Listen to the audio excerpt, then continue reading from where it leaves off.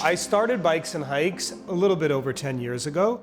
We're a fixture in West Hollywood. Especially my son Ante, who's 3 years old, loves running around helping the mechanics. My name is Ante. Welcome to Bikes and Hikes. You know how the saying goes, if you do what you love, you don't work a day in your life. And for me, I love the outdoors.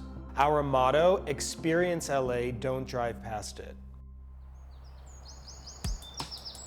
I mean, I think it should go without saying with the name of our company, but LA is the perfect place to go biking and hiking.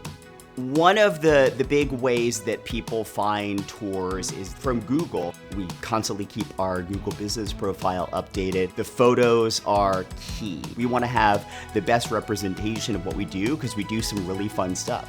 Through our Google profile, you're actually able to purchase one of our tours just right there from the map. So we have all kinds of people coming in for tours from all corners of the globe, but also locals from LA that have just never seen this side of their city before. When people come back from the tours, we actually find that they're even more excited than when they left.